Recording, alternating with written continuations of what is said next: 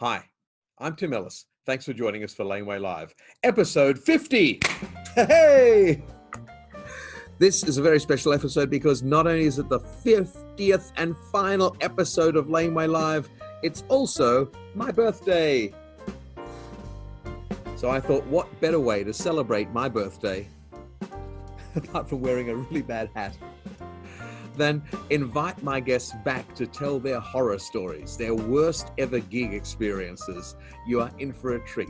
Sit back, relax, and enjoy some of the most crazy adventures you've ever heard in your life.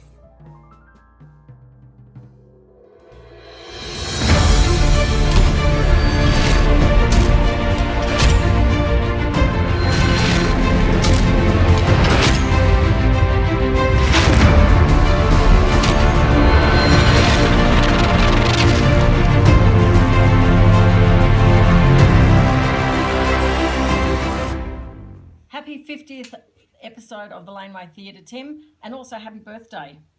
From me as well. Yeah. So a couple of funny stories that happened to us along the way. Dad, you can start. Okay, I'll start. Funny stories that could have been serious. Of course, over the years there's been many funny stories, but one particular one, when I was performing at the Magic Festival, I used to do managing motorbike illusion, and the flash, I used to make my own flash out of blasting powder. Now, the blasting powder, I used to be able to get that in 5-kilo bags in exchange for a bottle of scotch to a certain person that worked in a quarry at that time. Not 100% legal, but I don't think they charge me with it now.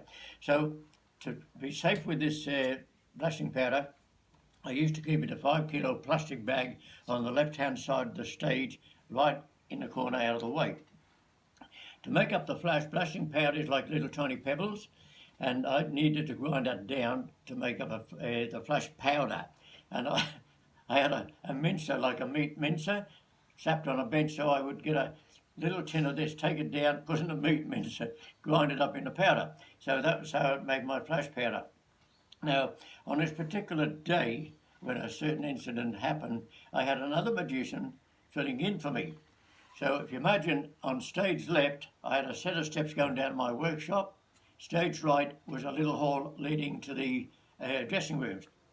So what I did, we had a big, massive guillotine there, and I noticed it had a little crack just by the handle. And as the people were starting to come into the theatre, I decided, well, now I might just put a weld on this crack. So I took the bag of blasting powder that was just behind the guillotine, took it right over to the stage right, so there's absolutely no danger. What could possibly go wrong?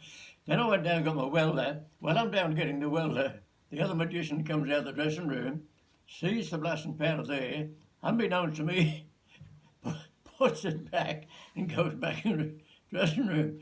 So what I did then, I got the welder, hooked it onto the guillotine, and made, as soon as I hit the luckily I had the mask on, of course, a welding mask, otherwise it would have been right. As soon as I hit the arc, off she went. The first spark hit the blasting powder, 5 kilos of it, up she went, been in a plastic bag, of course, it didn't explode. Had it been in a sealed container, it would have exploded.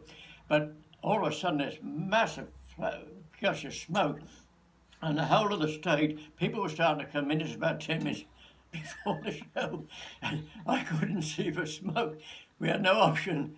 Everybody come running out to see what had happened. They had to open the curtains to let the smoke, because behind the stage you couldn't see a thing. I was absolutely choking on it. And we opened the curtain, we had to evacuate the theatre, open all the fire doors and get the people out.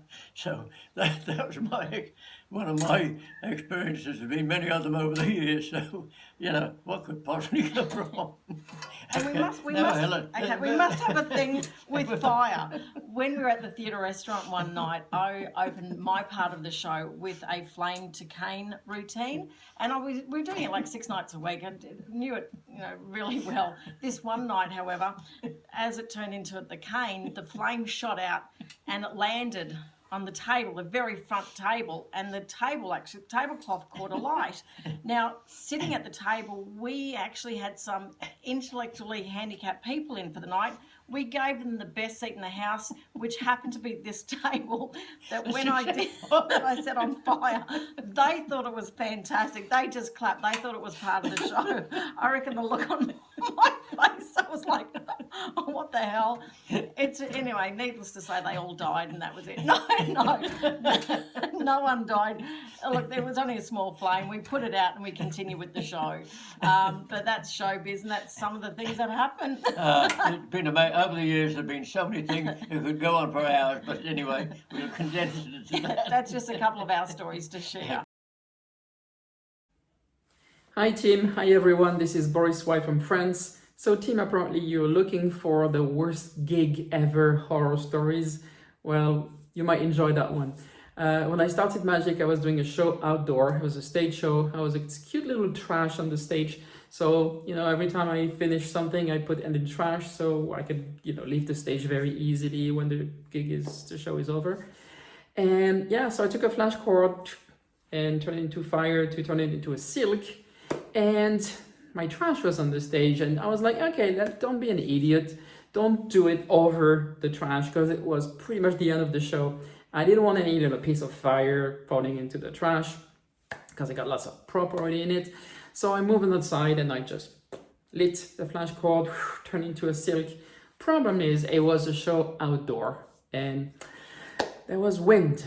And obviously, yes, I was not over my trash, but on the side, but the wind was obviously that way. So yeah, I lit the cord and this little tiny piece of fire fell with the wind sideways, boom, into my trash where most of my props were. I didn't realize it at first. Produced my silk, did my thing. Everybody was like, whoa, starting clapping. I was like, I didn't do anything.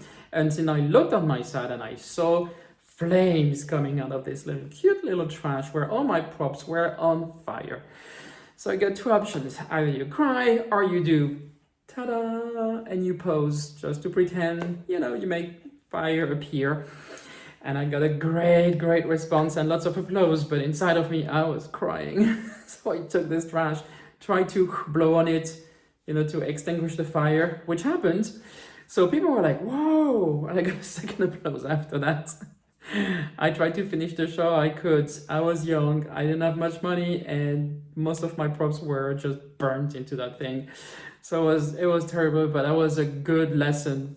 Never ever do a show outdoor again.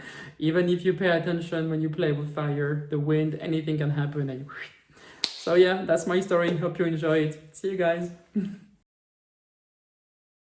So my worst ever gig, or certainly my weirdest ever gig, was in Scarborough, which is the northeast of England, a coastal seaside town.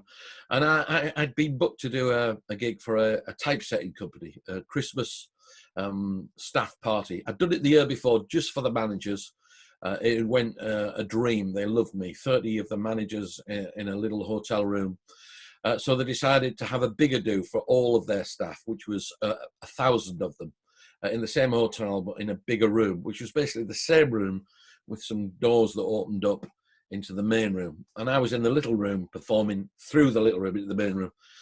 And I was basically dying on my arse, backside, bottom, bub, all of those.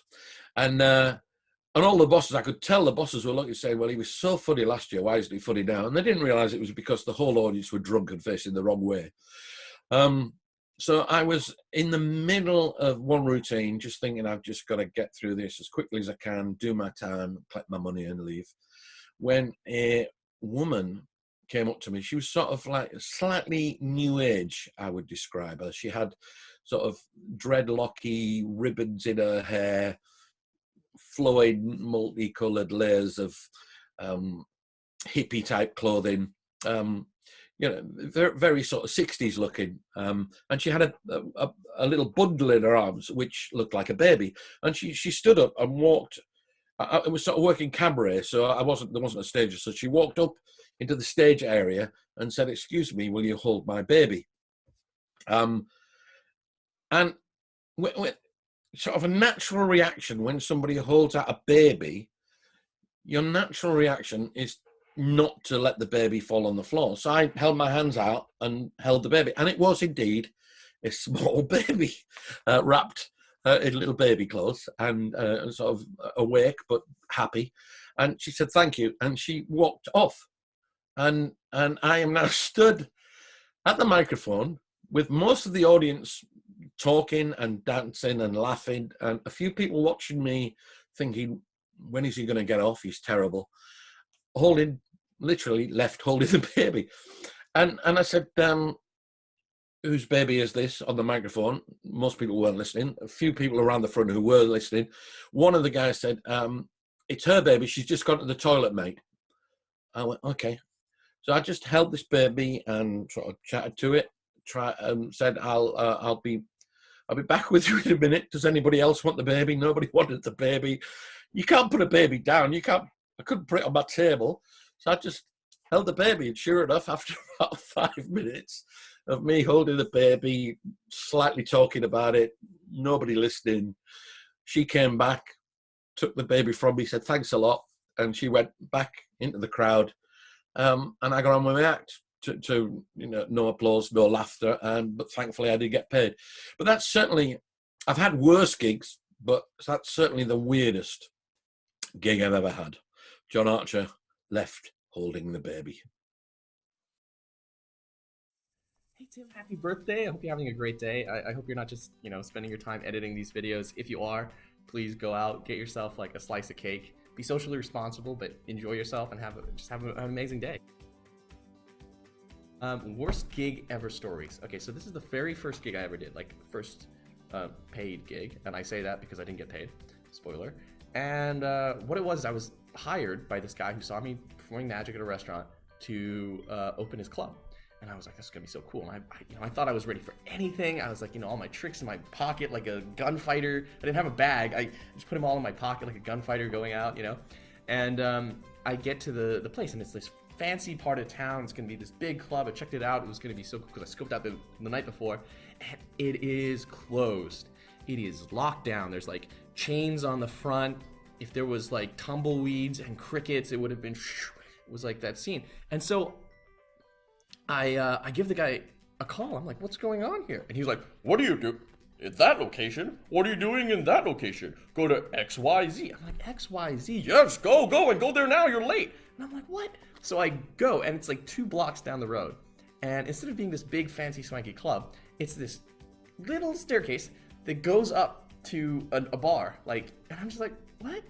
So I go in, I try to go in, and there's a 10-year-old kid at the door, and I thought he was just somebody's kid. And he's like, ID, please? And I'm like, what? He's checking IDs, and he wanted me to pay a cover charge. I'm like, no, I'm the magician. I'm hired to be here. And he's like, oh, yeah, go up. So I go up. And the place is empty. There's no one there. It's just the bartenders and me. And I'm like, what's going on? And they're like, oh, the guy's gonna come here soon. And here's what happened. So this guy had collaborated with a bunch of people to open up this club, but he forgot to get like a liquor license or something in time. So he'd invited like 300 people, a live band, tons of food and catering and everything. And he organized this place at the last minute, and he didn't tell anybody that he was switching the venue. He didn't tell me, he didn't tell the band, he didn't tell the guests. So nobody showed up. Everyone went to that other place, saw it was closed, and then just went to get drunk somewhere else or something. I'm the only person who showed up. He said it was like 300 people are going to be coming. Nobody came. And yeah, so you can't really do magic for nobody. I gotta say, things got really wild, but that's too long for this video. And I hope that your day was better than that gig was. It's a lovely afternoon here in Reno, Nevada. Afternoon, enjoying my coffee, and all of this beautiful sun reminds me of one of the most hellish gigs in memory.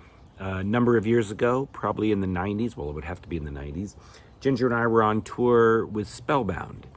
The show was in Manila in the Philippines.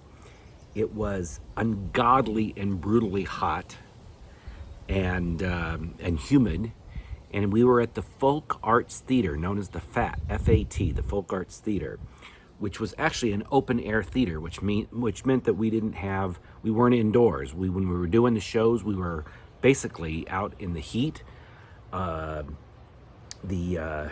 sunlight. Even though the shows were in the late afternoon, the sun was beating down on us, and it was this it sounds like a theater, but it wasn't really a theater. It was more of like an arena, like an old, decrepit, probably built in the 50s arena called the Folk Arts Theater. We used to call it, because see, the place was infested with bats, and we used to call it Bats, Rats, and Cats at the Fat, because all those creatures were around. And to make things even worse, they didn't really have room for proper dressing rooms or offices. So like in a sports arena, you go around and around outside the seating, and there would be these the public restrooms. So each act was given a urinal or a restroom for their dressing room, which smelled awful, was old, and ungodly hot. They did give us these big blocks of ice and put fans in there, but it was just horrible. And of course, everybody got sick because we were doing Spellbound the show.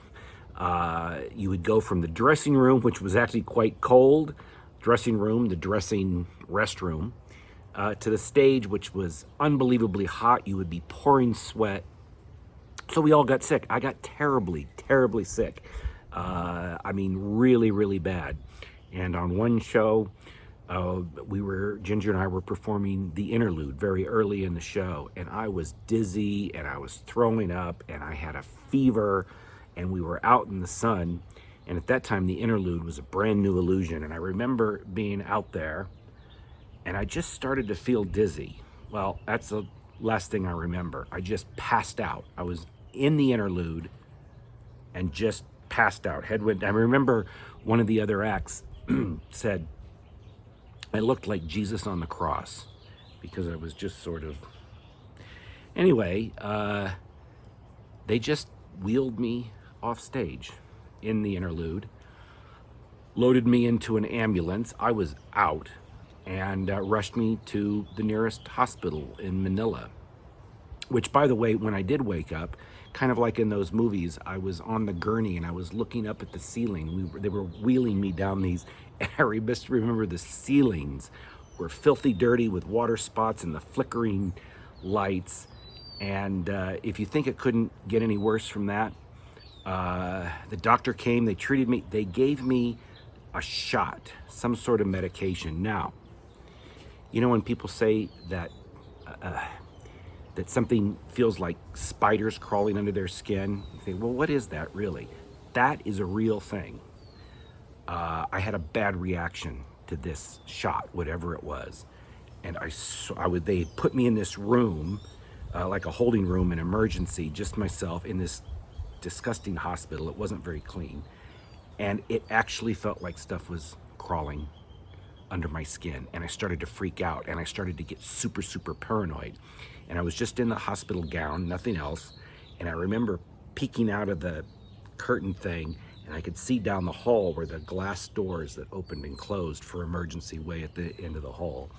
And I don't think I was really right mentally, and I was having this effect where things were crawling under my skin. So I thought, I got to get out of there. And I thought, if I could just make it to that door, glass door, I'd be home free in the middle of the Philippines in my hospital gown. Anyway, that's what I did. I took off running down the hall. I didn't get maybe halfway there before all these guys surrounded me, and they told me to calm down, everything was going to be okay. And before I know it, boom, they'd hit me with another shot, which I guess counteracted it. I was fine. And I think I was back in the show the next night, as usual. So that was Cats, Bats, Rats at the Fat, Folk Arts Theatre, Manila. Hi team, happy birthday and congratulations on the 50th episode of Blame My Life. Now, I have been pretty lucky. I haven't really had a horrible gig experience yet. Like, I know it's going to come at some point, but I just haven't faced it yet, so I'm pretty happy about that. However, I have had a bit of a nerve-wracking and strange situation on stage. It was actually at the Australian Junior Championships at Magic in 2017. I was only 13 years old and I was super scared to go on stage. It was the biggest gig of my life and I was already very, very nervous. However, when I got on stage, everything was going well until I got my tip-over trunk out. Now, for those of you who don't know what a tip-over trunk is, it's pretty much a big box and you show it's empty and then you do something and something appears in it. So that's kind of the concept of the tip-over trunk. But for people to believe it, you have to show them it's empty. So I spun the trunk around with my friend and then we tipped it over and opened up the lid to show it was empty. While we were tipping, I heard a crack. And I thought, I haven't heard that in rehearsals. I wonder what that is. Anyway, we kept going and, excuse me, and we tipped it over. And then I opened up the lid and I heard another crack.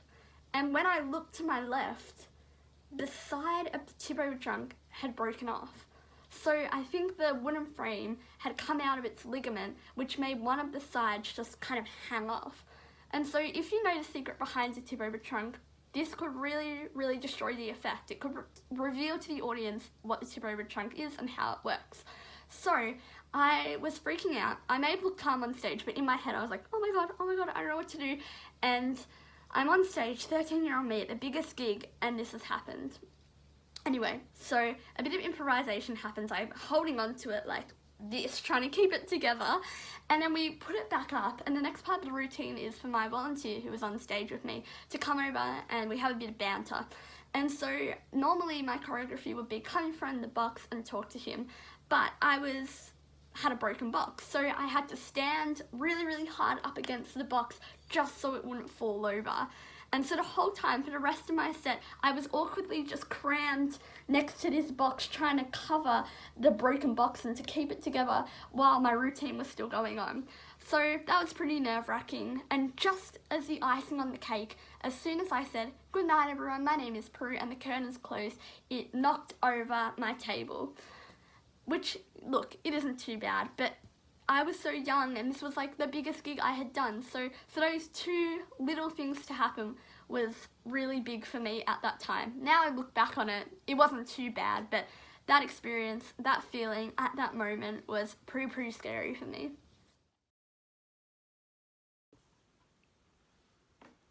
Hi Tim, this is Topas. Let me tell you my horror gig. It was a television show, and one of the most important ones at the time. It was the world's greatest magic for NBC television. It was taped in Caesar's Palace in Las Vegas. I arrived there. They had David Copperfield's running order on the wall from a show, I don't know, a few weeks before. And I was very, very nervous.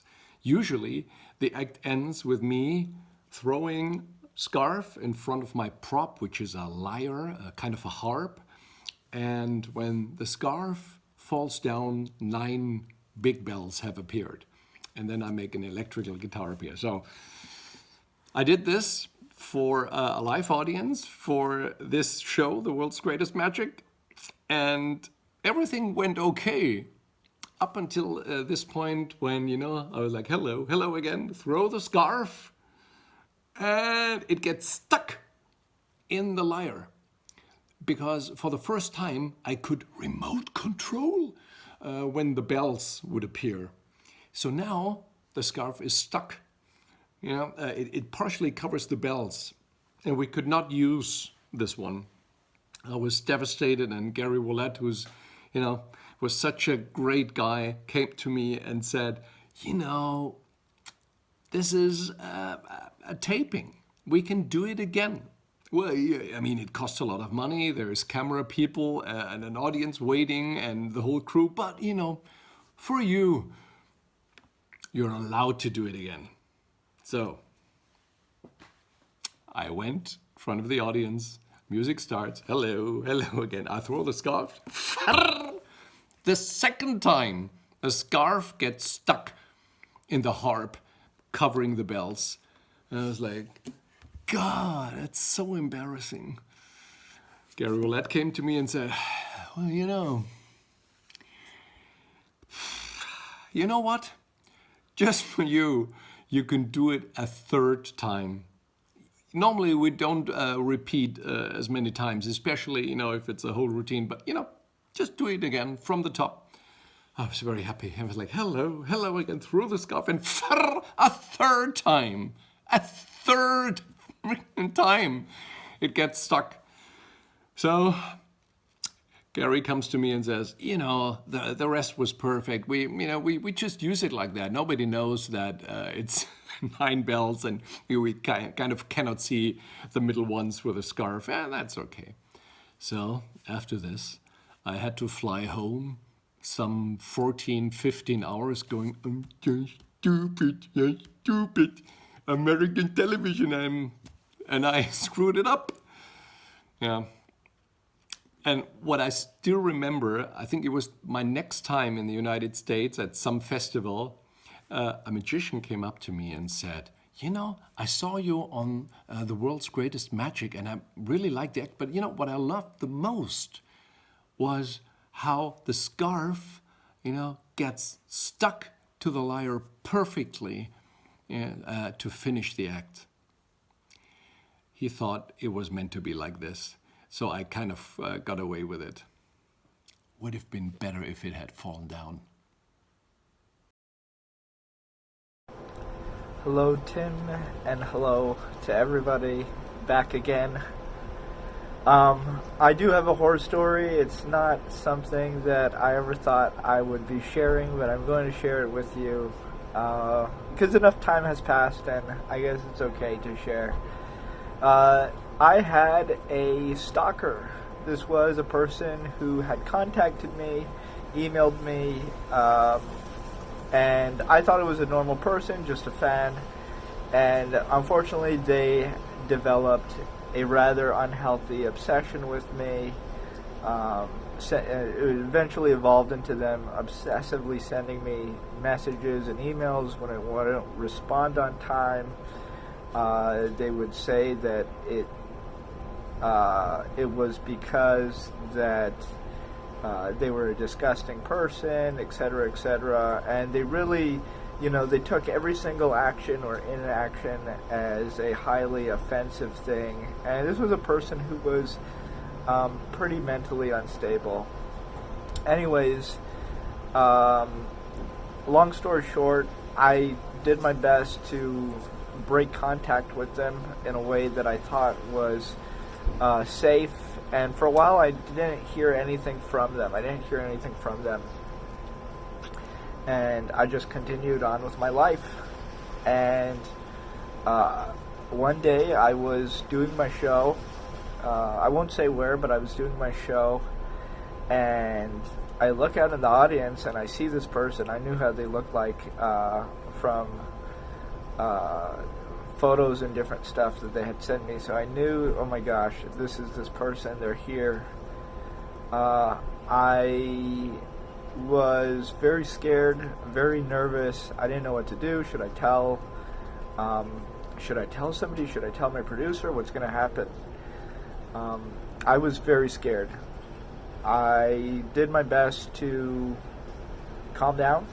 I did the show. The show went off pretty well. It was a pretty good show, and they didn't say anything during the show. I didn't look at them the whole show. I didn't look in their direction. I just pretended like I didn't know that they were there. And after, as soon as I finished the show, I got off the stage and went backstage. They caught up with me when I was leaving the dressing room, and they invited me. They thanked me for doing the show, everything, and they apologized for some of their past behavior. And they invited me to go eat. I didn't want to go with them, so I just didn't feel safe to do that. So I made up an excuse. Well, it was a real excuse, to be quite honest. I had other plans, so I let them know that I had other plans, and they did not take that very well. They started screaming in the lobby, and after about 5 minutes of yelling, screaming, and crying, they stormed out. And that was pretty embarrassing for me. As you can imagine, my stress level was through the roof. I had a very hard time explaining it. I didn't know how to explain the situation. I was so uncomfortable with the situation to begin with. I didn't know how to talk to people about it. But that is a true story, and that happened to me. And thankfully, it ended there. That was the last that I've heard from them.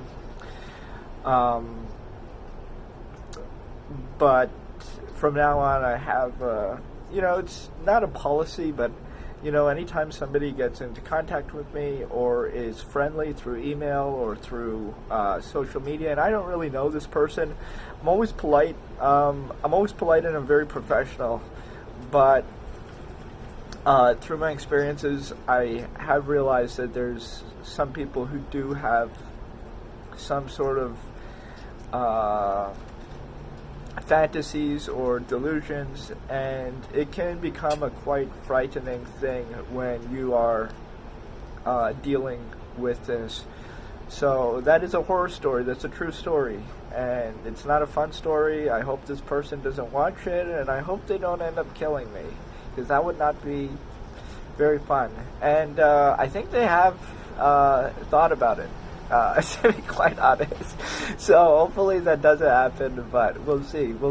I'm ready for anything, but I'm more prepared now than I've ever been. So we'll see what happens, but hopefully they don't do anything. But yeah, that's a real horror story, and it is horrifying. Thank you, Tim, for having me, and thank you to everyone. Enjoy. So I call this story the time that chick tried to stab someone. So very long story short, I was hired for a birthday party, and the birthday girl was really unhappy about this one particular person being there. So she confronted this girl and was like, "Leave, I don't want you here." And the other chick was like, "No, I'm not leaving." So they just kept arguing while the other chick was just sitting there drinking her pint, refusing to leave. So the birthday girl grabs her pint and just throws it in her face. And at that moment, everyone in the room was like, but the chick just refused to leave. She just sat there drinking what was left in her glass whilst just smoking a cigarette as if nothing even happened. But that's not the best part. The birthday girl then goes over to the birthday cake, which they just cut, and she grabs the knife out of the cake, and just like this thing covered in frosting just starts like running towards this chick, just being like, "You fucking bitch!" So she gets like crash tackled by other members of the family, and it's a scene. It's fucking pandemonium. But the funny part upon reflection was that I was hired for 2 hours, and all this stuff went down in the first 20 minutes of me being there. So in that moment, I just looked at my watch and I was like, I gotta spend another hour and 40 minutes with these crazy people. But what I learned from that experience is make sure that there is a clause in your contract that allows you to not perform or walk away from dangerous situations like that, so that you're never in a position where you're unsafe and could get stabbed by a frosty knife. So I call this story the time I set a lady's hair on fire. So it was hard to perform this booze cruise, which is basically a big boat which sets sails from the Docklands, and everybody is on there to get absolutely faced. And so we set sail, and I'm on the back of the boat, which is called an aft, funny enough. And I'm about to do my first trick of the night, where I use a piece of flash paper, which produces a ball of fire, and I produce a pack of playing cards. But I was using a new supplier of flash paper that I hadn't used before, and this particular flash paper burnt a little longer than what I was used to. Now on the back of the boat, it's actually quite windy, and so I light the flash and I produce the pack of playing cards, but the flash paper just kept on burning, and the wind had picked it up past my face, over my shoulder, and then landed in this lady's hair behind me. So it's my first trick of the night. I'm on a boat miles from shore, and I've just set a woman's hair on fire. I'm thinking they're going to throw me overboard and I'm going to have to swim to shore now. Thankfully, she was already so drunk that she just turned to me and said, "Oh, don't worry about it. I'm getting my hair cut tomorrow anyway." Thank God. But what I learned from that experience is always test out your flash paper before every gig, just to ensure the safety of you and your spectators, and so that you're never in a position where you have to swim to shore. Worst experience was at the Edinburgh Fringe. I was a probably 22-year-old magician, and I was performing the French guillotine, the one with the big blade that comes down. It's a late night show. I've done it many times. I'm tired. I'm not watching properly. Spectator comes up. They put their head into the stocks, which is fine. Then they put their hands over the top of the stocks to steady themselves. So the blade's going to take all their fingers off. I don't see it. I'm standing at the side. Big countdown from the audience. 3, 2, almost on 1. Stage manager, who thank goodness is watching, runs out and she goes, "Stop!" And I just freeze. I look. I'm milliseconds away from taking somebody's fingers off. Sleepless nights. I still have them. Hi, I'm Kyle, and this is Misty, and Tim asked us to share some horror stories of some crazy shows we've had in the past. A few come to mind. I think the first one that I can think of is when we were performing in Cairo, Egypt. This was a few years back, and it was a really cool experience. And before one of our performances, they actually had a fireworks display along with a pyro show, but we didn't know it was going to be that elaborate. Yeah, they had like guys in costumes, and there was fire on guitars, and their drums were on fire. Big it was crazy. Costumes, they took up a lot of space. And all their stuff was backstage, so they obviously was in the dark, and they knocked some of our tables got knocked over. So we're getting back to ready to perform our show right after them, and so we got back there, ready to go on stage just 2 or 3 minutes later. And everything's trashed. The Rubik's Cube's in dozens of pieces. The wooden puzzle, things are broken and unusable, but we don't have time we're not going to stop the show, so we decided to just roll with it. I remember taking my eyeliner pencil and just started marking the cue sheet, writing which ones we were going to skip, gave it to the guy running our sound, and Kyle goes on stage and just trusts me to communicate throughout the show what's next. And I remember telling him, "Okay, now we're going to find a kid from the audience." See, I had no idea what was going to be available to perform. Because I was having to fix things backstage. But ridiculous. We made it through it. It actually ended up being a pretty good show, probably just because we had the attitude of just roll with it and have fun. Another one was when we did it was a charity show for foster home children in Las Vegas, and there were a huge group of kids that were anywhere from like 6 years old to 14 years old. They were all the kids were right near the stage. It was an outside. It was an elevated stage. They were kind of underneath us, which ended up being the reason why it turned into a bad show. We were doing an illusion, and we performed this many times before. This has never happened. I guess in the middle of this, they could see underneath your fabric from her. My dress. I had a red dress. There was like an opening in the prop where they kind of caught a glimpse. And all it took was one kid to start saying, "Cheater! Cheater! She's in there! Cheater! So the whole cheater!" kid, and all the while kids we're performing are chanting, "Cheater! Cheater! Cheater!" And it was a horrible. And I'm inside the box. I have no idea what's going on out there. I'm like, what the heck is happening? And then we just want to get off stage as fast as possible. Worst show. This first time that was bad. Yeah, it was horrible. Yeah. So, yeah, I guess that happens to everybody. The nightmare scenario happened to me and Luke, friend of mine, at a show for year 8 students at a high school. A very rough environment as it was already, but it got rougher. We were doing an effect where a mobile phone is apparently destroyed in the the movement of the show, and it reappears miraculously inside a tin of baked beans. Well, this show was not going well, and the icing on the cake was the complete failure of the redemption of the phone plotline, because we got to the point where we were cracking open the tin of baked beans, and just as the bean tin comes off, I look down and in my horror, I discover the can's empty. The phone hadn't made it. It got lost halfway in its journey through the ether into the can. And in my head, I look in the can and I see there's half a tin of baked beans, because normally the can is only half full. The phone is inside and the level of beans rises up to the top. And in my head, trying to come up with a fix to this nightmare scenario, I think the can's half full. That's an effect. like cans are full normally. So in my head, I'm like, look, kids, the can is only half full. Didn't work.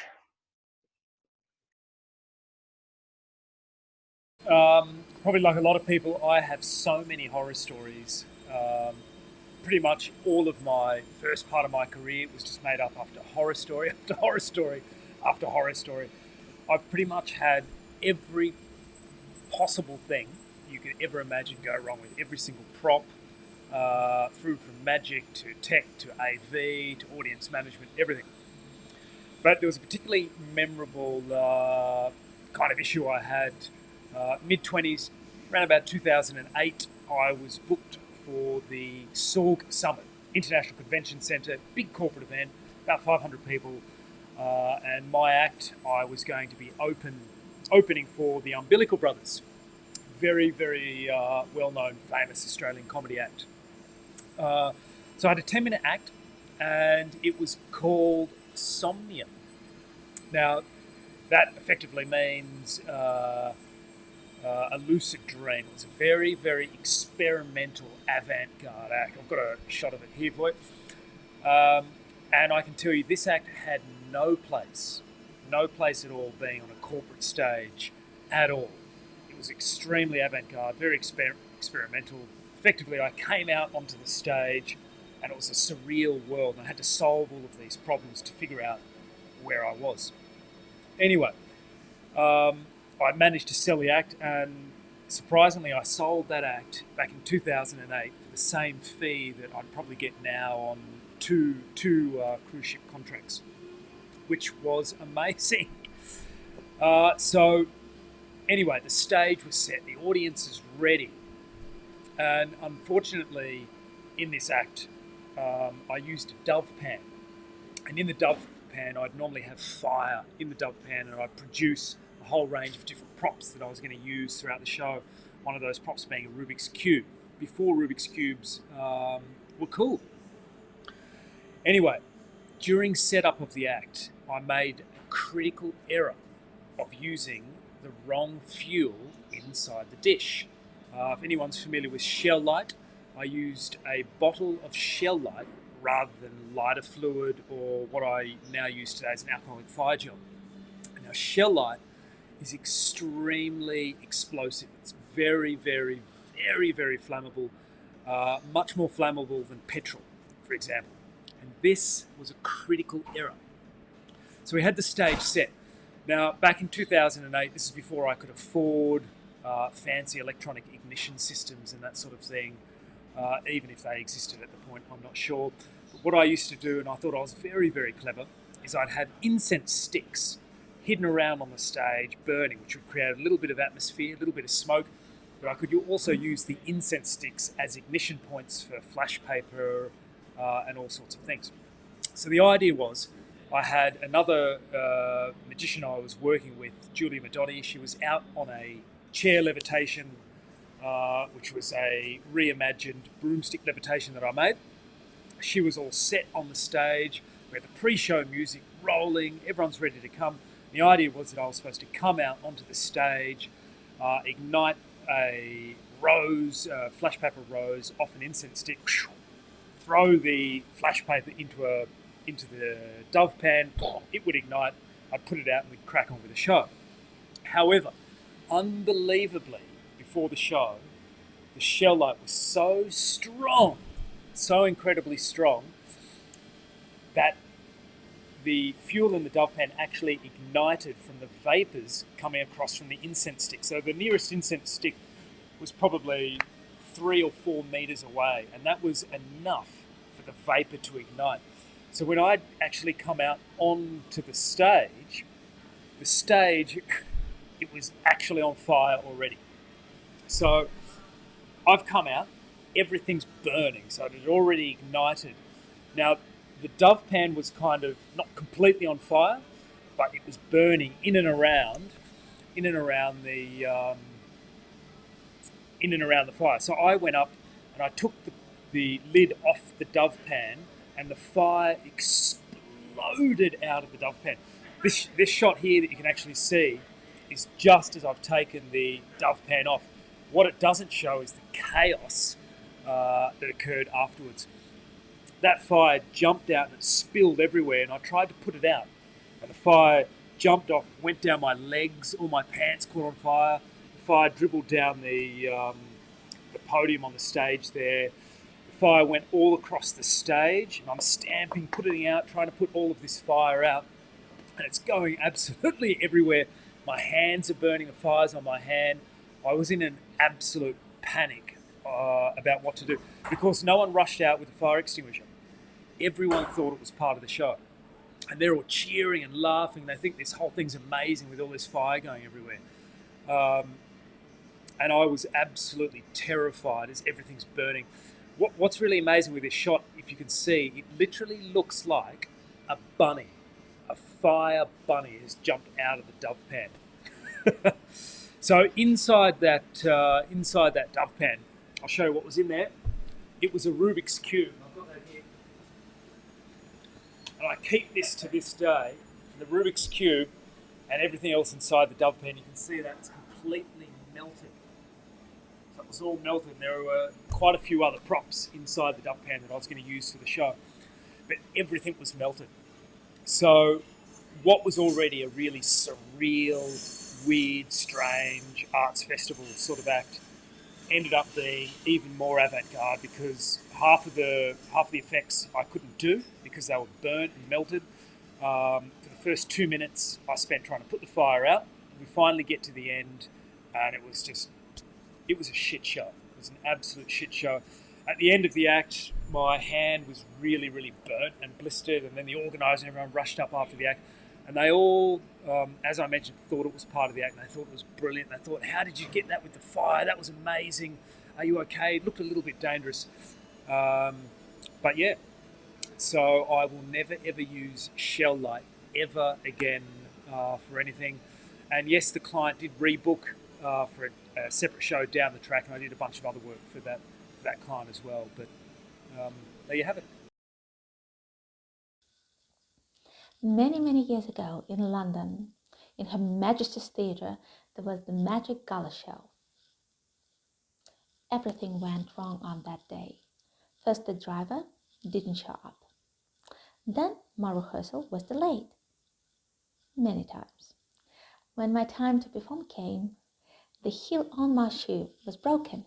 And you should know that in tango, every single step starts with a heel. So I thought that was a disaster, but that was only the beginning.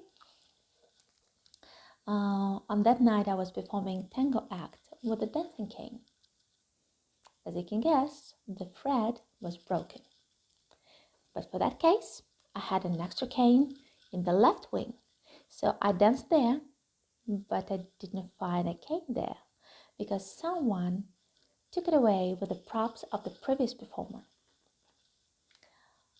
But in that case, I had the second extra cane in the right wing. So I stepped out there and I found my cane broken. Just to be short, on that night, 90% of all my props were broken. I was lucky enough to be announced as a dance act. And that was true because there were lots of dancing and lots of passion. On the next night, on the next day, the newspapers came out with a headline: "The Kremlins interfered a magician's act." And that was true because anything like this never ever happened to me before or after this. I've had lots of crazy stories happen to me. Probably the one I remember is I was performing in Radio City Music Hall. I was doing this big tour, and I was replacing Jeff McBride. So opening night, 6,000 people, lots of pressure. I go out to perform, and I'm doing my Four Legs act, my Neon Door Frame act, and it's high-powered music. So I come on stage, and no music. Opening night, no music, no sound, no nothing. And you know, what do you do? You know, do you just walk up stage until the music begins? And so I decided I just went and did the whole act without music, just sort of stomping my way through it, sort of miming, and I think through sheer force of will, you know, just it was incredible. It was a sensation. It was really, because it was the first time I really could hear the people over the music, you know, so it was fantastic. So afterwards, the sound guy came down and he said, "Oh my God, I'm so sorry. I am so sorry. You know, that was a disaster." I was, "No, actually, you know, that was, you know, it worked out. I mean, I can't believe it." You know, it was a kind of, so the next night, same thing happens. No music. And I just went up there and said, "Okay, now you're dead. You know, one time it's okay. You know, but twice, no." And so, yeah, it's like, you know, we've all had those things happen. And, you know, at the time, you just sort of, you have to make lemons in the lemonade, but then you have to make sure that your people know that they will die if it happens a third time. That's my story. This is not a horror story as such. It's more an epic tale of a magic show that goes a little wrong, quite disastrous, to be honest. I was 18 years of age working at Bernard's Magic Shop. I get a phone call from a magician, an international magician by the name of Chuck Fane. He's just arrived in Australia, brought his family to live here in Australia, and he's asked if I will perform a magic show for his daughter Maggie's best friend's birthday. Okay, so I go and do this magic show. It's all going really well. It gets to the point where I'm about to start doing my juggling routine, where I'm juggling fire, torch, a machete, and an egg. Unfortunately, I start juggling. Unfortunately, something goes wrong. The fire, torch, flame goes out. So I have just recently bought myself a new metal container that contains like all my lighter fuel in there. I go to pour that over the flame that has gone off, and all of a sudden, the thing lights up. That's not a problem, okay? That's not a major problem. The big problem is this. The kids are impressed by that, by the way. The thing that makes it the biggest problem is the bottle that is still in my hand is starting to get really, really, really hot. To the point where I cannot hold onto it anymore. So I throw it down onto the grass, and all of a sudden there is this massive burst of flames. Like, the kids are like, "Whoa, that looked amazing." The guy's grass is now on fire. The dad's like freaking out. There's like this massive flames. All the bottle of lighter fuel's gone over the grass. Huge flames. So I start stomping on all of the grass to get the flames to go out, because I thought that would work.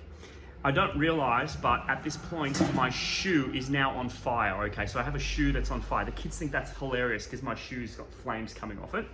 I throw my shoe down onto the grass, and the kids are laughing. They're thinking this is the most funniest thing they've ever seen. I look at my hand is on fire. So now the dad's freaking out. He's like trying to grab his hose, connect his hose up. He's hosing down his grass. My hand's on fire. I end up doing the entire rest of the show with my hand inside a bucket of ice, Rene Levant style, looking very cool. And I get a phone call from Chuck the next day, and he tells me, "Whatever you did in that show, that was amazing. Maggie's friends have been talking about it for days. Your show is amazing. The flames, the fire, your hand on fire." So yeah, it was a pretty funny story. I think it wasn't as funny at the time, but it definitely made me a reputation with Chuck. And that was my disaster story.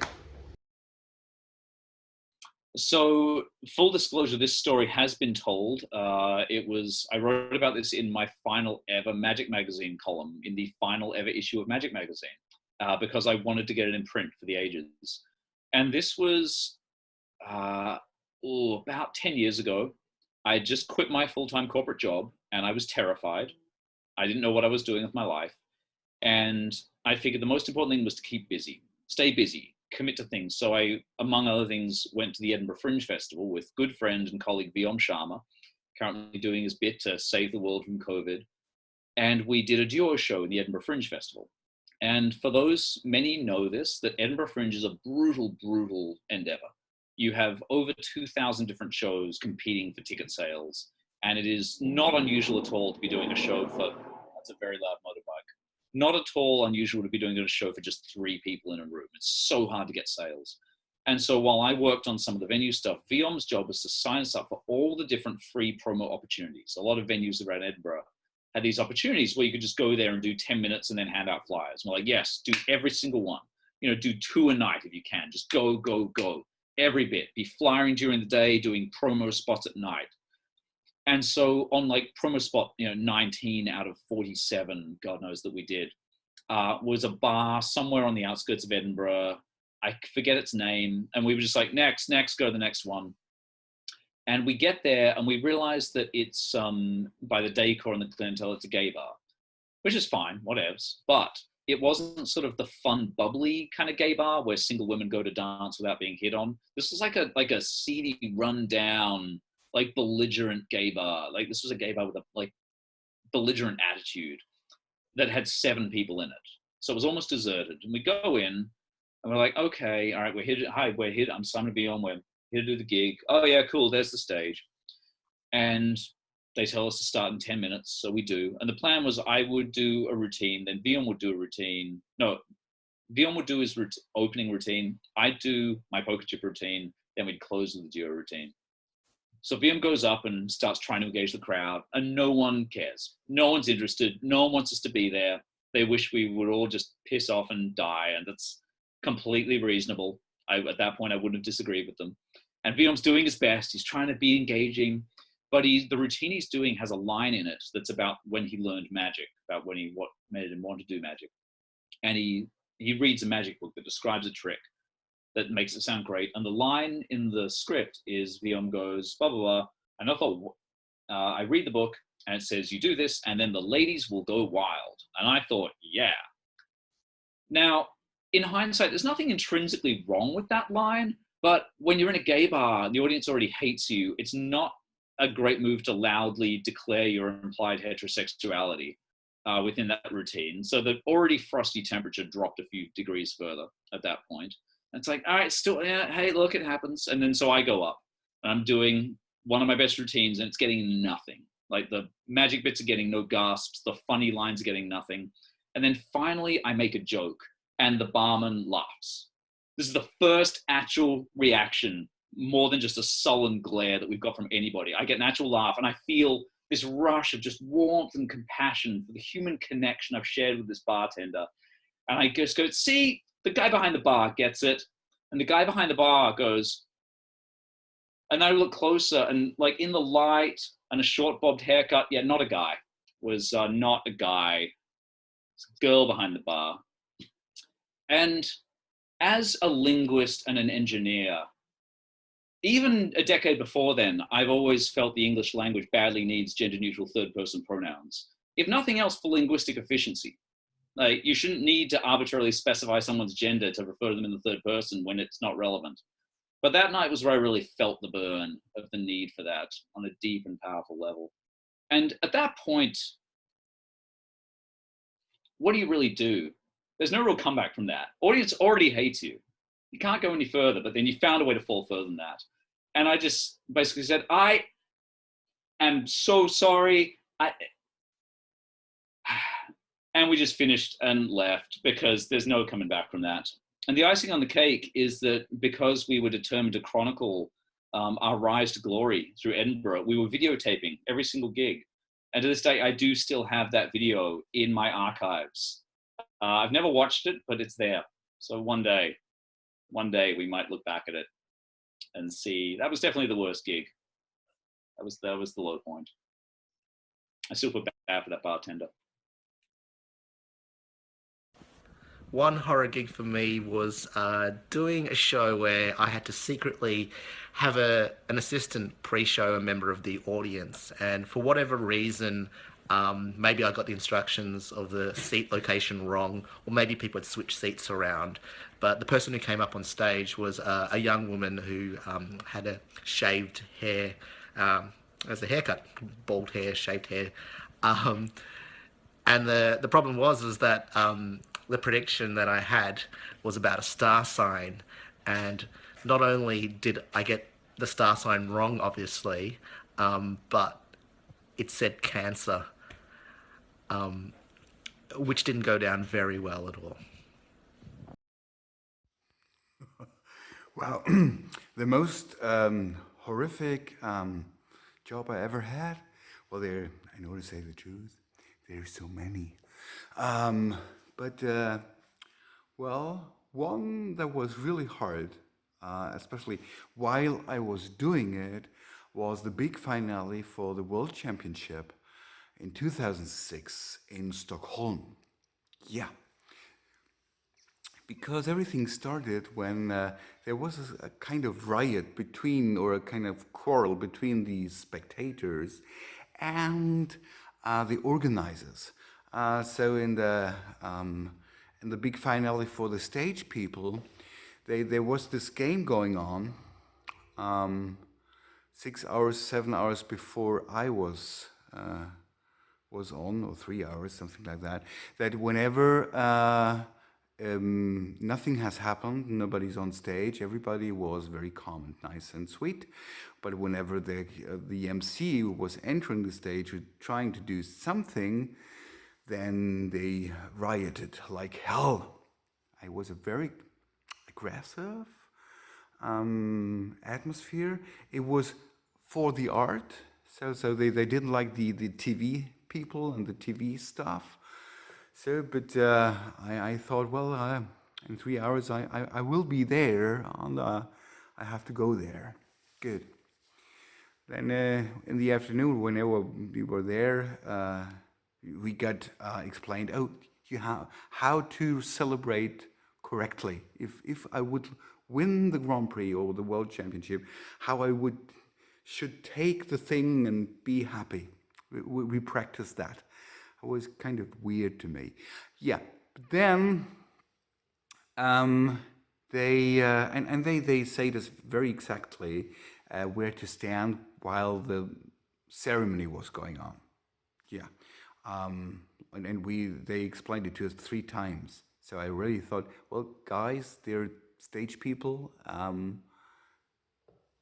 Yeah, but then my act was going on. Before me was a big illusion act, I remember that. And I went on the stage and I said, well, what the TV people hate the most is if I take my time, especially with my beginning, because there is happening nothing at all. So I took more time. At the same time, I had the difficulties that there was no clock running anymore, because TV, they didn't like it, so I didn't know what was my timing. Good, but I said, well, what can happen? And I went outside. Very slowly, I approached my chair as Gunther. And then all of a sudden there was a big noise like whoomp! And I didn't know what this noise was. I thought one of the big illusions fell. So, but after 10 seconds, there was another whoomp! And I said, well, I don't know how clumsy big illusionists are, but I doubt it. And I went on moving to my chair very slowly. Whoomp! Then I said, oh, very strange noises here. It got a little laugh. And then I reached my chair, I put off my coat and started the routine with the words, hi, my name is Gunther. And some of my German friends did me the favor to answer, hi Gunther. When I said hi, they said hi Gunther. And I said, this is my second time, because I had already done the show for the first time in the competition some days earlier. So it's my second time here in Stockholm. And I'm very happy. Whoomp! Strange noises again. And then all of a sudden, a technician came out and the MC, and they said, we have to interrupt. There's a technical problem. The microphone is broken. So please, we check the microphone. We have to switch it. I'll do something. Good. So I went with the technicians, and they tried under, 7 layers of prepared stuff to change my microphone very quickly, which was not a very good thing, because they were nervous, I was nervous, And together we broke several of my preparations, what I was not aware of. So in the meantime, the MC tried to do something, right? And he grabbed my chair. And in the last moment, he realized that the chair is prepared and there are loads behind the back of the chair. And then he, in the very last moment, he said, oh, I'm sorry. So everybody knew there is something behind the damn chair. So I was very happy about this. And then the microphone was changed. I went out again. I had absolutely lost all timings in my mind whatsoever. But I said, I go slowly, just to make the TV people angry. Yeah. So I went outside one more time. No whooping anymore. I started, hi, my name is Gunther. And all of a sudden, I think 1,500, 2,000 magicians answered as one voice, hi, Gunther. This was I was a little bit shocked about that, but I had fun. Yeah, and I said, now, okay, we're running, everything is okay. Hi, and then the god of improv kissed me, and I said, this is my third time here in Stockholm. It got a little laugh, and so I went on. But, well, as I said, the technicians were nervous, I was nervous, and, well, instead of 8 thimbles, I produced only, I think, 6. Instead of 4 burning cigarettes, it was just 1 broken, not burning cigarette. Some of the other things didn't work as well, so technically wise, it was a disaster. It was awful. And then I really said, this is, when I produced the broken cigarette, while I was thinking that normally there should be 4 lit cigarette here, I was saying, improvising, this is not my day today. And it got another little laugh. And then I told, or Gunther, my character, he told the story that he was not allowed to see his son anymore because his wife divorced from him because of magic. This is the basic story, is that I was playing an addict to magic, a trickaholic, so to speak. And then all of a sudden, a small kid started to cry somewhere in the audience. Everybody heard it. And this was the moment when I decided, okay, stop trying to make this the way you were used to. So I stopped doing magic, I stopped doing the normal stuff. I just listened to the little kid. And then I said my son's name, and I said, Peter, is that you? I almost cried, and the audience cried with me. And from then on, I just remembered nothing. It was just in my head, it was like, okay, this was it about World Championship. So they will take everything away from me because technically wise, it was rubbish. It was not the thing that I have prepared. Nothing worked in my view, and I left the stage. So then there came the moment for the celebration, and not only that I was still a world champion of Polar Magic, but as well they signaled me that I almost won the Grand Prix. Just tiny little points that I have missed, and I was vice Grand Prix winner. It's not existing, this kind of stuff, but after all that bullshit. But then, very silently, I said thank you to one of the biggest master I ever had, stage-wise, and this is Keith Johnston, because he taught me the sentence, stay happy if you lose, and whatever comes your way will make your show better. So I say thank you, Keith, and in case Gaten Bloom is watching, I was really thinking to change the routine in the new way, but on the other hand, the pressure of the World Championship wasn't there. So if you want to see Gunther, check it out. This was something. Hi guys, Luke Hockin here, and here is my bad gig story. It was about 10 years ago, maybe more, and it was for an Indian wedding anniversary. It was a kid show, 40-minute show with balloons, sort of an hour gig type of thing. It was in West Melbourne in this old rundown venue. I arrived at the venue, I was there at 5:30. The show time had been confirmed for 6 p.m.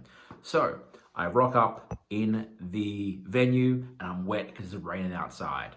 I go to the very corner of the big space, which is sort of there for me, for all the kids to watch my show, and no one's there. It's 5:30, I'm there, I get ready by 10 to 6, no one's there. I call the client, no one answers. It is now 6 o'clock, 10 past 6, and I just wait. I'm very inexperienced, not sure what to do. There's no contract, it's just a kid show, and I wait, and then 7:30 comes around and people start to arrive, and it's bad. There's about 8 kids there. There's meant to be 15 or 20 at least. And then I sort of 7:30 get some kids around, start the show. Almost the client arrives and then says, "Oh, Luke, can you wait, please?" So I just inexperiencedly just said, "Yeah, okay," and I waited. I waited. It was probably about 8:15 now. Now I start the show.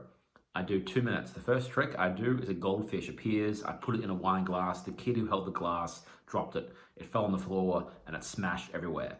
The fish is flopping around. I put it back in water. I try and recover. It's horrible. And before I get to the next trick, the MC says, "It's time for entree." So all the kids leave and they sit and they have entree. And I'm like, what? They have entree, half an hour passes. It's now probably 8:45, 9 o'clock. And then I do the next phase of the show. And then all of a sudden, when I start the next part of the show, and the kids are there, they've all sat down, the lights go off and strobe lighting starts. It all starts to strobe. And this Indian music starts, and all the adults get up and they start to dance and move around, and I go, "Oh my goodness, I can't do the show, this is horrible." So I get the kids out to the foyer and I start to make them balloons in the foyer. And in the foyer, there are other people from other events, and they all form in the line that are making balloons for the kids. So there's meant to be 15, 20 kids, but now there's 60 kids, and I try and make them all balloons, but I can't because there's too many, it's gonna take too long, and I'm just not good at it either. So then I stop, and then kids get upset, and then the adults get annoyed, and the client hears about this. And I make balloons for as many as I can, then I stop. And it's now maybe 10:30, and I go back inside. It's been literally, 4.5 hours of me just doing a few balloons, and it's been horribly timed, the whole thing. I'm very frustrated, and I tell the client that, this is very, not been a good experience, and they don't quite understand, and I ask to get paid. I'm not sure how that's going to go down. And I ask for money, and then the client then says, "Wait here," and she taps an old man on the shoulder. The old man gets up and he waddles around with his walking stick. This is an old Indian man. He asks his friends and other people for money for the show, for my show, that I haven't really done much of. And he comes back with maybe $60 cash and goes, "Here you go, that's and shoe." And I was quite intimidated by him and also the client, and I didn't quite know what to do. So I took the money and I said thanks, and I kind of waited around until the client was ready, but they were doing a speech about their anniversary and they were on for half an hour at least. So I waited maybe 20 minutes of that and just left, and I went home and it was horrible. And my case, I got home, and because I left the gig in such a hurry, I didn't shut the case properly, and it was raining on the way home. So on the way to the car, all the water flooded into my case, and all my good props and expensive equipment kind of got wet. And it was horrible. It was a very bad experience. It's probably the first bad experience I've had. I've had a few. That was the first one I've had when I first started out in the business, and it still makes me quiver today. Just. Okay, so worst gig in history would be the spring of 1998. I just returned from a long cruise ship contract, was having a well-deserved rest when a friend of mine, Darren Buchanan from Notable Entertainment, called me up and asked me if I wanted to do a gig in Vernon, BC. Now, Vernon's about a 5-hour drive, and I really thought it'd be fun. I agreed to it. Then he told me it was a lunchtime gig and that they wouldn't pay for accommodations the night before, so I'd have to get up early in the morning and drive up. And I agreed to it. and it was an hour show. Got up at the crack of dawn, got in my little trusty van, Murphy, Laurie, and I. We drove up there to do our little hour show for the Chamber of Commerce, and it was at the Village Green Inn in Vernon. Yep.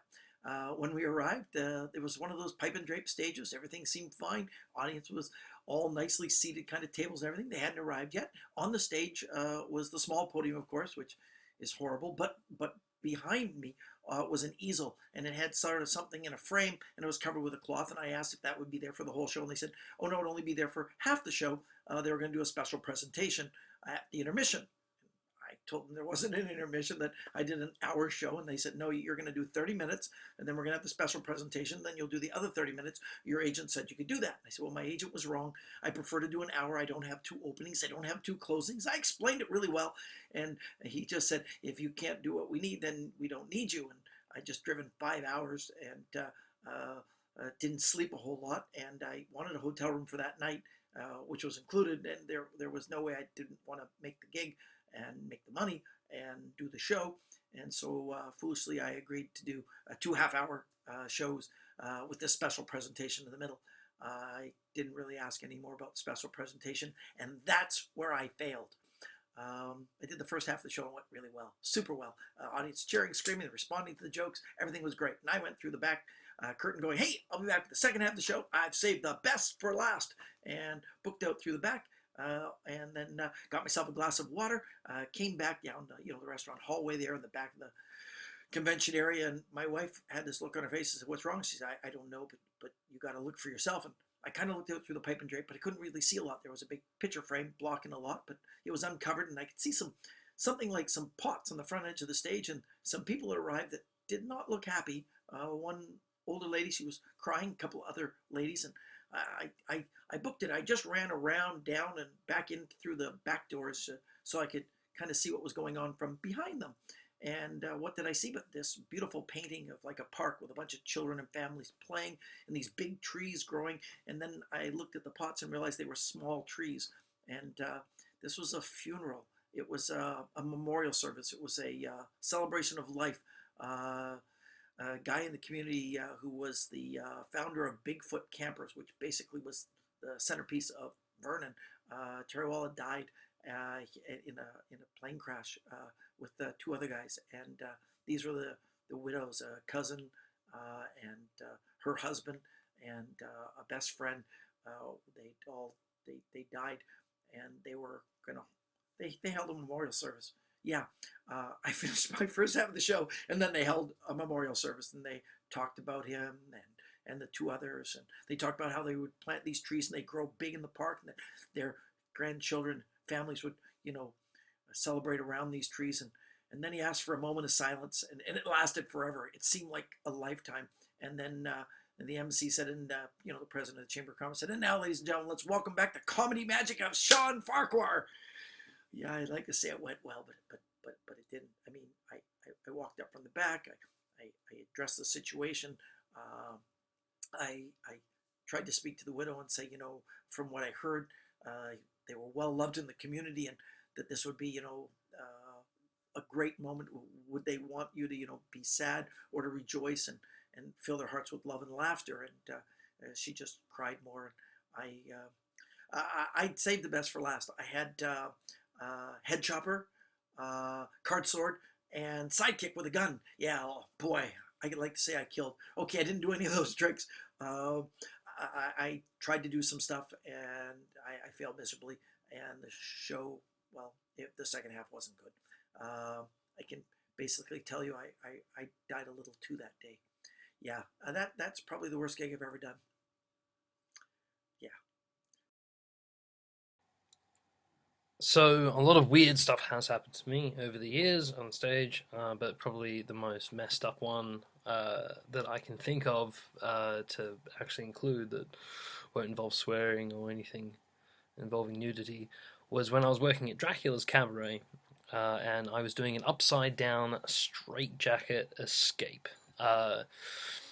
Now, there's a few problems with this kind of illusion. Well, it's not even an illusion, it's just an escape. And one of the main problems is how do you get your legs out and do it all quickly. I had less than 2 minutes to do it. and I was ambitious. So we created this bar. I was trying to find a photo, but I can't find one. So we made this bar, and 2 bungee ankle wraps were attached to either side. And I walked out with the straps attached, and we just clicked them onto the bar. They rose up, I escaped, and as we're coming down, I had to get out of said harness after that, which was actually more complicated than the straitjacket escape. So what happened was I managed to, one night, in front of a full house, which is about 700 people, 650, something like that, I got one harness unclipped, and I thought I unclipped the other one, but it turned out that it had reclipped after I had clipped it on, because they were just hook fasteners. So when I went to go drop down, one leg, of course, stayed up. So the other leg dropped, and it was about an extra little bit off the ground. So overextended my leg, jumping down. With one leg raised in the air, the bar now suddenly had a swivel. And the bar, which was a good kilo of solid metal, swung around and smacked me in the side of the head. Now, where I was performing this, it wasn't all stage. I was on a very thin walkway, and I actually fell off the walkway while attached to the thing, and with a concussion. They didn't even stop the show. They just kept going. All my colleagues were on the floor. Service pretty much stopped because they were laughing so hard. And essentially what occurred was a massive gash across my face. And I still worked the rest of the night. So the things that can go wrong can only occur, to me, apparently, in that 2-minute window where I actually had to do something to do with performing. So anyway, that was my horror story, because after that, virtually my name turned from Magic to Tragic. And that nickname stuck with me until I left. So that's my horror story. I hope the rest of you don't experience getting smacked in the head and dangling from a lowering chain with a massive bar. So anyway, I look forward to seeing everybody else's horrific stories, because it'll make me feel better about myself. So, story of my one of my hell gigs, horror gigs. I believe one to remember was one particular day on a Monday. I was asked to fly to Wall Street in New York City to give a performance in the afternoon on a Monday morning. Mind you, I'm flying to New York.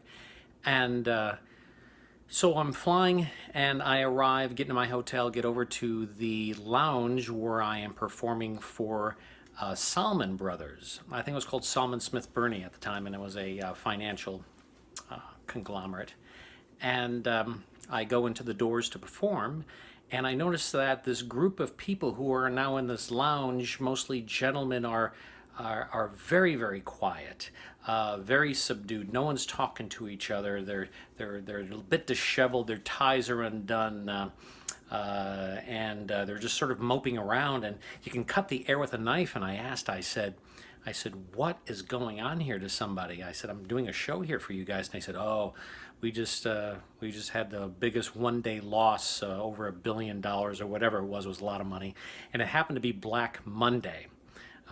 In 1986, October something, I forget the exact date, but it was one of the biggest losses in history for the stock market, and the biggest for Salmon Brothers.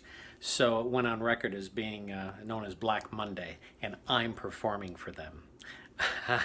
And so when I was told this, I noticed that I had my work cut out for me, especially when Mr. Salmon himself got up to introduce me in a very drunken stupor, his tie undone, a glass of whiskey in his hand, and he said, well, we've had a rough day, but I understand we have some entertainment. And he said it just like that and walked off stage. And I'm in the back of the room so I walked up, did a show. Took them about 15, 20 minutes to get a giggle out of them, and finished up with about 45 minutes total and left. But that was pretty much one of the worst gigs I've ever performed. Well, Tim, one of the worst gigs I ever had was when I was starting out in comedy doing stand-up, and I was out on Sydney Harbour on a boat, and I should have known it was going to be dodge when I was told it was going to be a comedy and salsa night. So they'd have salsa dancing down on the bottom part of the boat, and then upstairs was the comedy, and they just put all the people into this section upstairs, and there were poles. It was really bad visuals. There was no stage. There was no mic stand, no lights, just a little PA system behind me and a microphone with a cord that only had about a meter of slack on the actual mic cord. So I had to crouch like this throughout the whole gig, because every time I turned, it would get ridiculous feedback coming through. And it was probably the only feedback I got all gig, because it was death. It was just silence from the audience. Then I had to stay on that boat for another 3.5 hours with all these people. It was raining outside, so I couldn't even go outside. So I'm just hanging around there, just trying to find like a corner to go and crawl into, while people just looking at me like, oh God, there's that so-called comedian. God, this sucks. So that was probably one of my worst experiences early on in my career. 45 years of performing magic all around the world. So many different stories I can tell you about. Crazy things that happened and things that have gone wrong and disasters that have been averted at the last minute.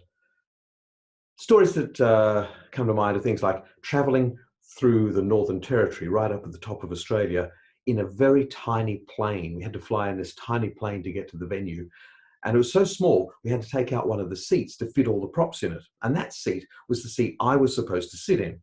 So instead, I had to fly the entire journey inside the zigzag illusion. I was actually inside the prop.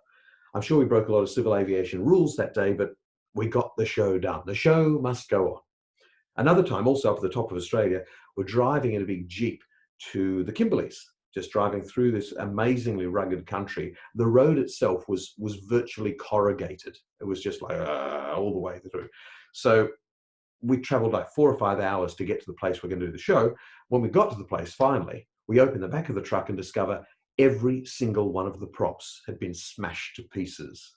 That's how rough the road was. Okay, I was very young, just starting off in magic, and had a square circle, which is the box where you make things appear, you pull handkerchiefs and things out of it. And I'd rigged a special explosive, a little pyrotechnic inside the square circle so I could go blow up and then produce all the handkerchiefs. So just before the show, I'm thinking backstage, better just check. Reach down inside the box. It blew up in my face. So yes, I looked like the coyote from the Roadrunner cartoon. My hair was all frizzy, my face was all black, my eyelashes were fuse welded together.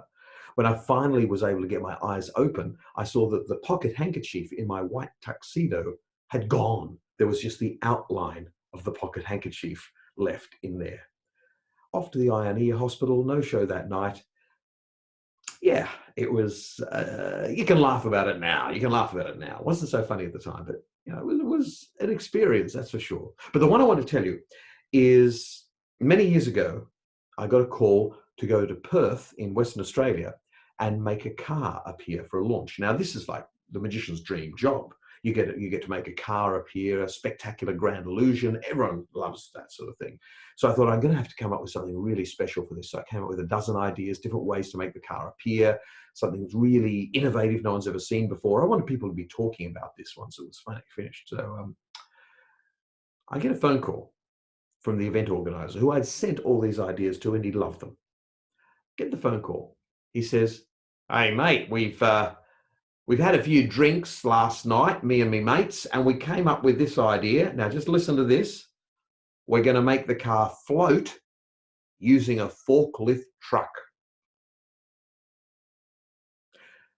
I said, "You watched the Masked Magician show last night, didn't you?"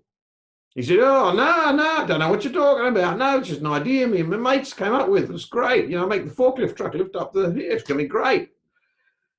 I could not talk him out of this. He was determined that this was the best method to make the car float instead of appearing. So against my better judgment, I said, all right, we'll do it your way. I fly to Perth, go to this venue, beautiful old estate with gardens. They built this marquee in the gardens. They built a stage. They had curtains to open and close at the front of the stage. The car that was sitting on this platform that I'd designed, which would have big metal canisters holding up the car, big pillars, big strong things. So look, industrial. They couldn't find them. They couldn't make them. They couldn't get them in time. So they'd gone to Bunnings and got 4 wooden sawhorses. 4 little piddly trestles were holding up this car, allegedly. They also hadn't quite figured out how to hide the gaps in the curtains where the forklift forks were going to lift the car. So I had to solve a few problems before we were able to start the show.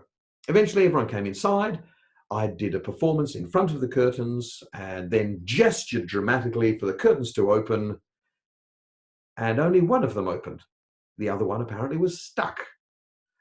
So I'm now frantically pulling at the curtain, trying to show there is an entire car. There's not just half a car. There's a whole car behind there. I'm trying to pull the curtain open. Finally, somebody came on stage. They pulled the curtain across and we continued. I got to the point where I'm gesturing for the car to magically go up. And yes, just as I predicted, the music wasn't loud enough.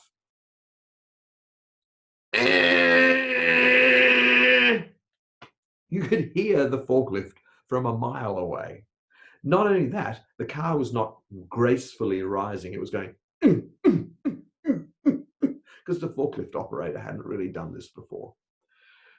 The audience, thankfully many were drunk, the audience could not tell if this was a joke or they were supposed to be impressed or what was going on.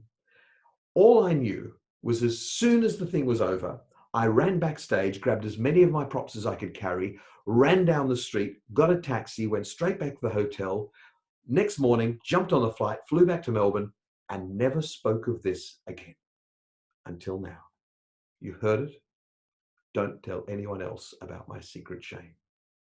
And always remember, never trust the client. Don't go against your better judgment. Don't do it. I beg you.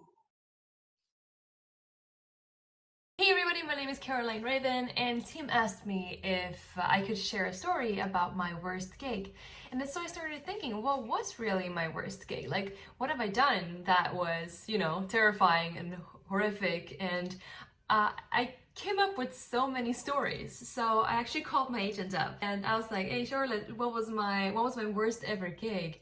And she burst out laughing, of course. And she was like, oh, remember that time where you were not supposed to write the script you were emceeing, you were not supposed to write the script, they were supposed to write it for you the day before. You were told that they did not have the time, you had to do it, and you had another gig that day, and it was just crazy. And then you came to the venue, and you have your cue sheets, and you have your cards and everything, you took like the glue and everything, and then 5 minutes prior to the show, they just say, oh, you're doing it in English, right? And I was like, but that wasn't the worst one. So that was like one of the ones that we came up with. And then we started thinking about that one time I was doing a cruise. First time I ever did a cruise. You had to go, and it was like a day cruise, and you had to go there like 6:10 in the morning. And when I get there, I know that I will be performing that night, right? So it's super early in the morning, and I go there, and I see everyone there, and they are so drunk, like all of them. There's like 500 men working with electricity stuff, and they're all drunk, and I'm supposed to perform 13 hours later. But that wasn't the worst one. After talking about 10 different stories, it actually was a lot of fun to talk to her about this because I always call her after a gig, especially when things go wrong. It was very fun to talk about this. The one that I feel was the worst had really nothing to do with me. You know how sometimes when something goes wrong, maybe you're producing an egg and you accidentally break the egg in the pocket. I mean, that sucks. That happened to me too. Actually all over my jacket. But the worst gig ever, it was for 500 people. It was a hospital and they had like a big dinner and it was a lot of fun. I was crazy excited to go there, and I go there and they have 30-minute show, and halfway through the show, I am not kidding you, halfway through the show, and they're paying me loads of money to be there. I mean, I'm not cheap. And I go there to perform. Mid-show, I hear this huge bell thing, just like an alarm go off in the entire audience, like ding, ding, ding, ding, ding. And first thing I think is like, oh my God, it's a fire. We have to get out of here. No, it's not a fire. They just opened the bar. So 500 people, out of which, I don't know, 350 just rise up and walk out of the show. And I'm like, what? You know? And I'm in the middle of a trick. I'm doing like a mind reading thing, and people walk out of my show, and I'm standing there like, hello. That was horrendous. And I had about 15 more minutes to go. I don't know if you guys have had this happen to you, people just walking out, but you kind of lose all you've got. I mean, sometimes when I'm performing, I feel like that's just the fun of it, you know, that's not the work, you know. But when I had to finish that show, that was the work. It was so hard. It was crazy hard to keep everyone like who were still there, trying to keep them focused and trying to like entertain them and give them value when I just wanted to get to that same bar. It was ridiculous. But yeah, that was my worst gig. I do hope that none of you have to go through that, because that was ridiculous, nor any of the other stories that I briefly shared with you. But yeah, that was my story. I do hope you're staying safe, and I will talk to you guys soon. Bye! Hi, I'm David Kay. You may know me as Silly Billy. This is my horror gig story. It's not the only horror gig story, but it's a horror gig story. So I was doing a birthday party in a community room. Parents on the perimeter, kids in the middle on the floor. Show went great. Finished the show, and as I always do and have still do to this day, I ushered the kids into the other room. It was a completely different room, and sang happy birthday, and so on. So by the time I got back to the front, once the cake area is settled and they're all eating cake and they're sitting and everything's okay, I go back to the first room and I pack up. But this time I went back to the first room, and the kids were in there. There were a lot of kids in there running around. They all had props in their hands. They all had my props in their hands from my show. My table was bare, and I just see this mass of kids running around the room. They're each holding random props. There's props on the floor, and it was horrible, just horrible. I still to this day remember the feeling of shock and horror and worry that my whole show had been devoured, and that the parents in that room, they just let it happen. Which, of course, you know, this is an old complaint about people that do birthday parties that the parents don't police their kids, and in this case, they just unbelievable. They just let the kids run rampant, run all over the room with my props in their hands. And I still remember how awful it felt. I gathered the props. God, it was just horrible. That's a horror gig. There you go. I hope you like it.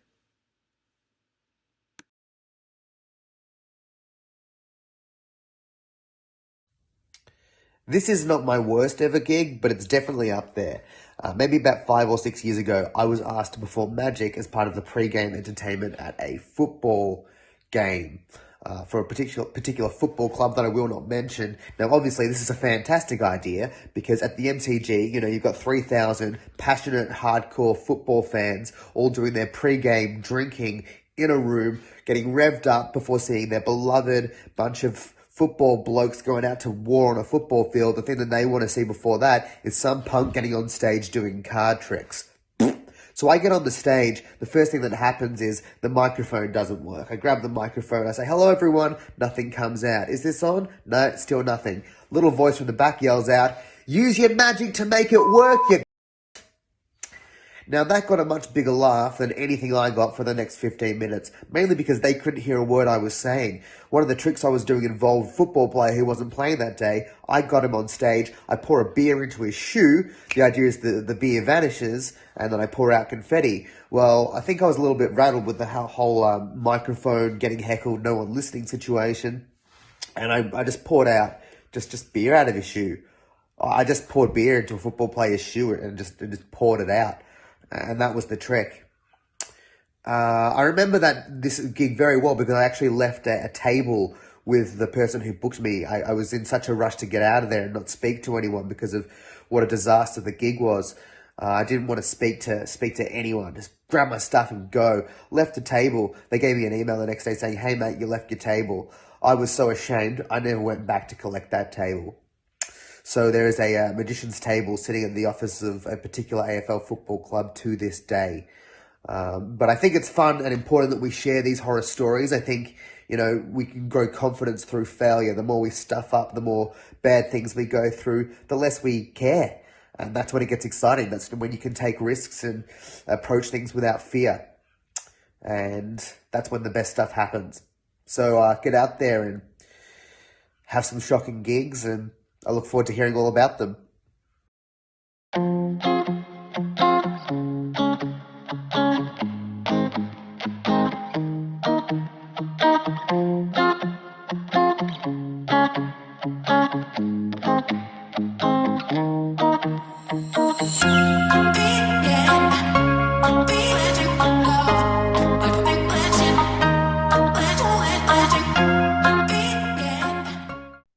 Hi, I'm Tim Ellis. Welcome to Laneway Live, episode 50. What was that?